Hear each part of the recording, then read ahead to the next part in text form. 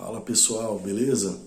Dando continuidade ao nosso estudo do sistema excretor, onde nós dividimos em duas partes, hoje vamos fazer aquele foco na fisiologia humana, uma vez que na primeira parte nós entendemos o que é a excreção, entendemos o que são excretas, onde são produzidas, por que devem ser eliminadas, todos os detalhes relacionados a essa função.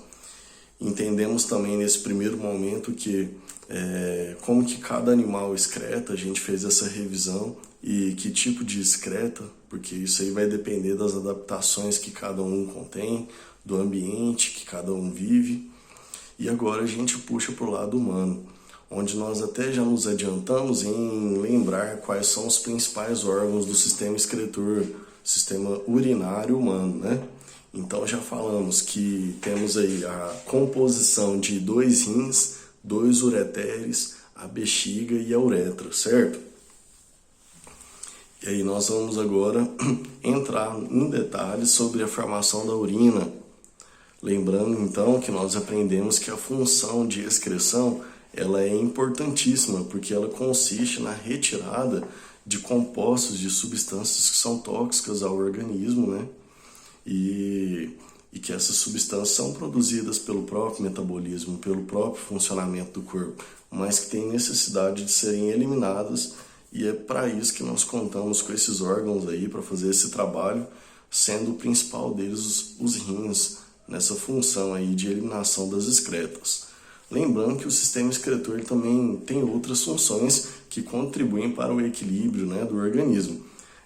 Na questão de controle da concentração de substâncias na corrente sanguínea e nos demais fluidos corporais.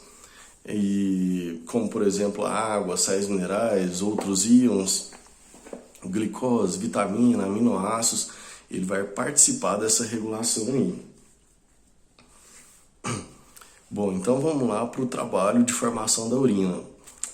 Acontece que em cada rim existe uma estrutura microscópica chamada néfron. Em cada rim existem cerca de 1 milhão de néfrons. Ele é considerado a unidade funcional do rim, ou seja, é nessa estrutura que ocorre a função que o rim inteiro é responsável, e vai acontecer repetidamente em vários néfrons, a formação da urina. Para você ter uma noção mais ampla sobre o que seria esse néfron para o rim, é como se ele fosse o alvéolo pulmonar para o pulmão, como a gente estudou lá na respiração. O alvéolo não era a estrutura mínima responsável, né, pelas trocas gasosas, então aqui o néfron é a estrutura mínima responsável pela excreção dos rins, ok?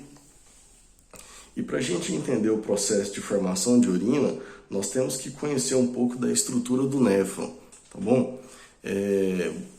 Para vocês acompanharem essa explicação do sistema excretor, nós estamos aí no livro 4 e lá você tem a estrutura do néfron, onde existe o seguinte: o néfron é composto por uma região chamada glomérulo renal, tá? O glomérulo renal.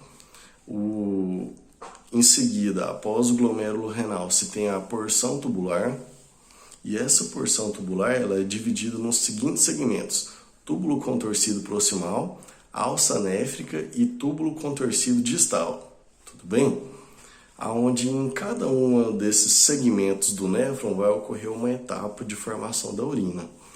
E em cada um desses segmentos também, o que passa no seu interior vai recebendo nomes diferentes, realizando uma transição aí, desde sangue, que chega no início do néfron, né, onde o rim é abastecido por sangue devido à artéria renal. Então nós temos o sangue. No momento de transição no interior do néfron, nós temos um líquido chamado filtrado glomerular, e em seguida nós temos realmente a urina. Então no néfron nós vamos ver acontecer essa mudança aí, tá certo? Porque essa é a conclusão: a urina é formada quando o sangue é filtrado nos rins, tá certo? E aí a nossa urina, ao final disso, ela terá uma composição bem diferente do que é o sangue, ou do que é até mesmo esse filtrado glomerular. Vocês vão percebendo essas diferenças aí, certo?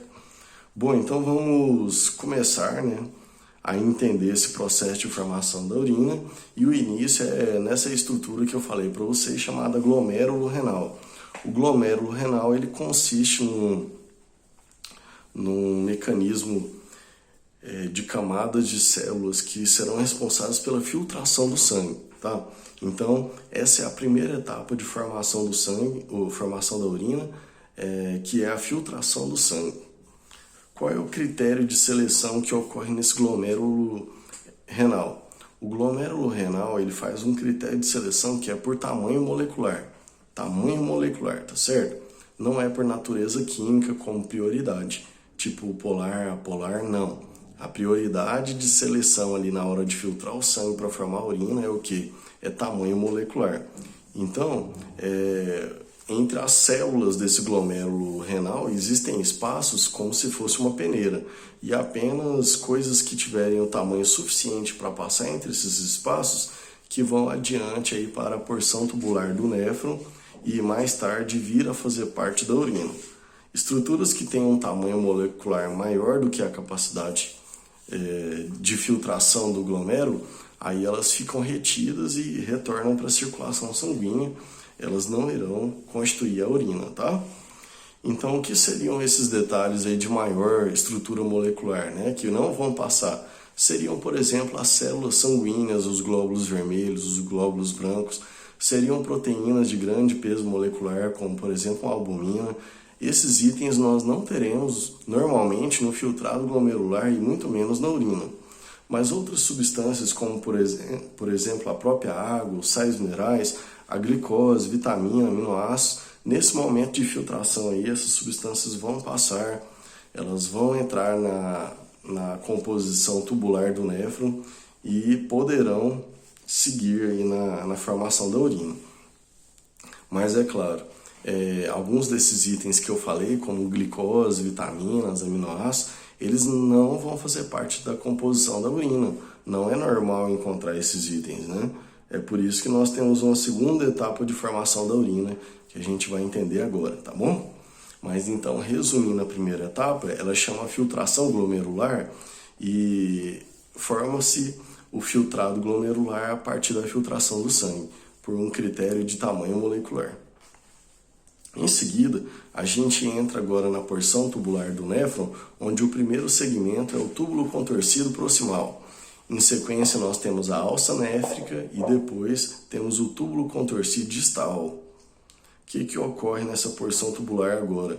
Ocorre a segunda etapa da formação da urina, chamada reabsorção tubular.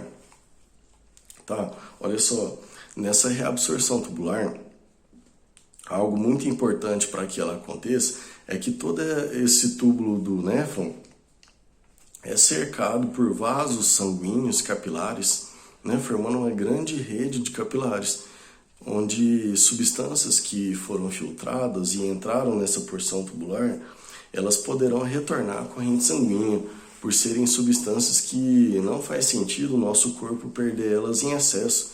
São substâncias que são importantes ainda para nós, né? E através da urina nós queremos eliminar aquelas substâncias que não são importantes ou que estão em excesso no nosso organismo. Então, substâncias agora nessa segunda etapa, chamada reabsorção tubular, elas terão a oportunidade de voltar para a corrente sanguínea, como por exemplo água, sais minerais, aminoácidos, vitaminas, tá bom? Então ela vai ocorrer em toda essa região aí, ó, do túbulo contorcido proximal, alça néfrica e túbulo contorcido distal. E aí nós temos, né, a terceira etapa já na porção tubular final, que é o ducto coletor, ele que já junta aí o produto de vários néfrons. Nós temos aí a terceira etapa de formação da urina, chamada secreção tubular, onde algumas substâncias que devem ser eliminadas pelo nosso organismo, mas que não passaram para a composição do filtrado glomerular lá na primeira etapa, elas terão a oportunidade agora, nessa terceira etapa, chamada secreção tubular.